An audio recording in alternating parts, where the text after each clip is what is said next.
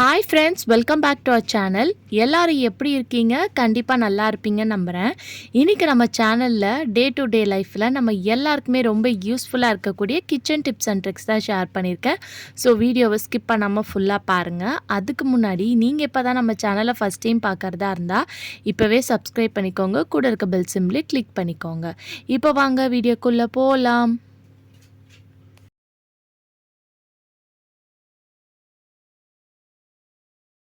First இப்போ என்னென்னு பார்க்கலாம்.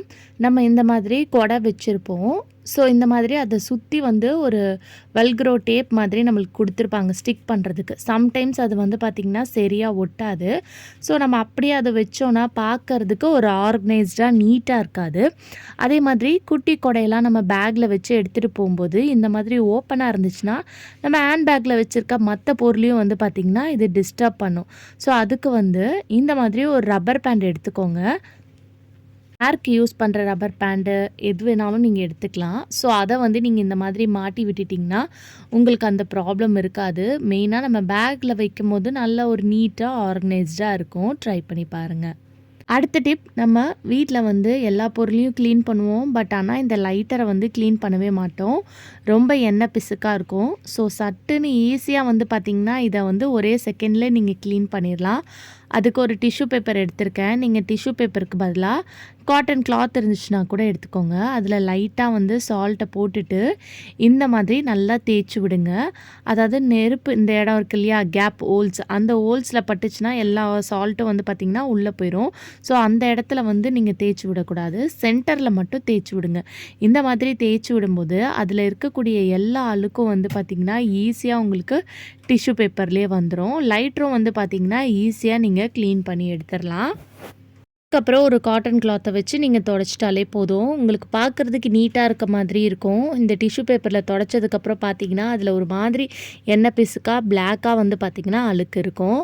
அடுத்த டிப் என்னென்னு பார்க்கலாம்.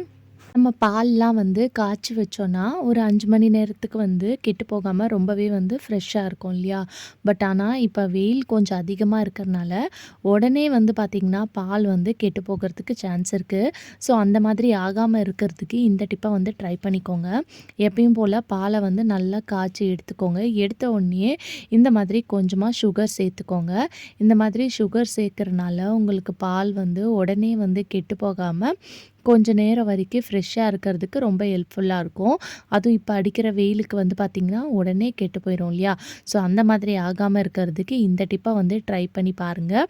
நல்லா பாலை காய்ச்சி கொதிச்சதுக்கப்புறம் ஆஃப் பண்ணிவிட்டு இந்த சுகரை போட்டு நீங்கள் மூடி வைக்கும் போது ரொம்பவே ஃப்ரெஷ்ஷாக இருக்கும். ட்ரை பண்ணி பாருங்கள்.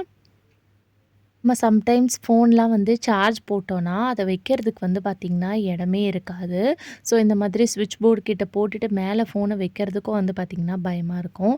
நீங்கள் எங்கேயாவது வெளியூர்லாம் போயிருக்கீங்க, ஹோட்டலில் ரெசார்ட்லலாம் தங்குறீங்க அப்படின்னா இந்த மாதிரி நம்ம போட்டுட்டு வைக்கும்போது சம்டைம்ஸ் பார்த்திங்கன்னா கீழே விழுந்துடும். ஸோ அந்த மாதிரி விழாமல் இருக்கிறதுக்கு இந்த ஒரு டிப்பை ட்ரை பண்ணிக்கோங்க. நம்ம வீட்டில் எப்போவுமே ரப்பர் பேண்ட் நம்ம யூஸ் பண்ணுவோம் இல்லையா லேடிஸ், அதை பேக்கில் போட்டு வைங்க. நிறைய விஷயத்துக்கு பார்த்திங்கன்னா இதை நீங்கள் யூஸ் பண்ணிக்கலாம்.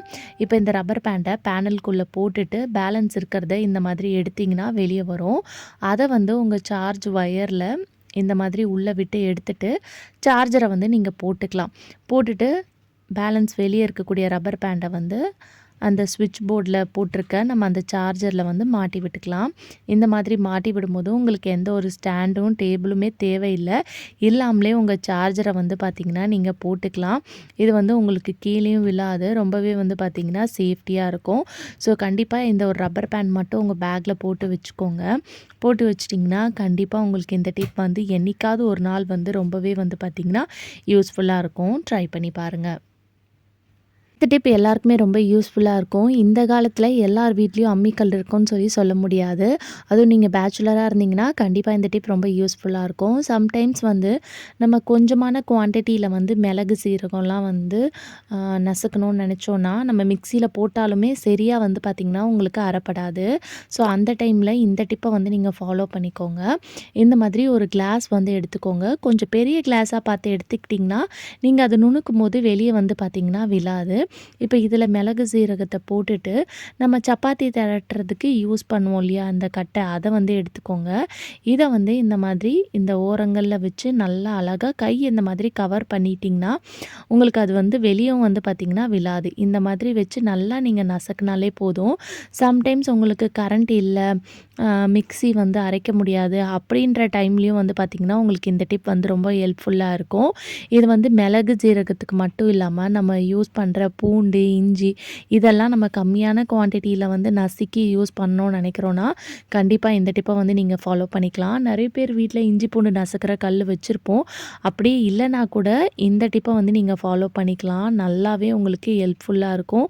ஸோ கண்டிப்பாக இந்த மாதிரி சின்ன சின்ன டிப்ஸ்லாம் தெரிஞ்சு வச்சிட்டிங்கன்னா என்றைக்காவது ஒரு நாள் டே டு டே லைஃப்பில் உங்களுக்கு ரொம்ப ஹெல்ப்ஃபுல்லாக இருக்கும். இந்த டிப்ஸ் வந்து உங்கள் தெரிஞ்ச ஃப்ரெண்ட்ஸ் அண்ட் ஃபேமிலிஸ்க்கும் நீங்கள் ஷேர் பண்ணி விடுங்க. அடுத்த டிப் என்னென்னு பார்க்கலாம். நம்ம மாவுலாம் வந்து கடைசியாக இருக்கக்கூடிய மாவு வந்து ரொம்ப புளிச்சு போயிடுச்சுன்னா அது தோசை ஊற்றினோன்னா சாப்பிட்டா நல்லா இருக்காது இல்லையா? ஸோ அதுக்கு வந்து இந்த டிப்பை வந்து ஃபாலோ பண்ணிக்கோங்க.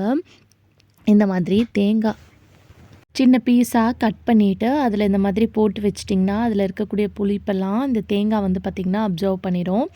அப்படி இல்லைன்னா தேங்காவை கூட நீங்கள் துருவி இதில் போட்டு கூட தேங்காய் தோசை மாதிரி சாப்பிட்லாம். ரொம்பவே வந்து டேஸ்டியாக நல்லாயிருக்கும்.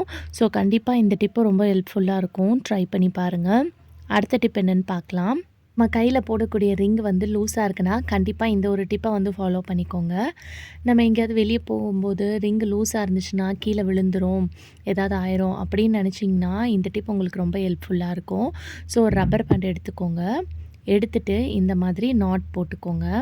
நாட் போட்டு இழுத்துட்டு அந்த இழுத்ததை வந்து கையில் இந்த மாதிரி மாட்டி விட்டுக்கோங்க. மாட்டி விட்டுட்டு கீழே இறக்கிட்டு அதுக்கு மேலே வந்து நீங்கள் ரிங்கை வந்து மாட்டிக்கலாம்.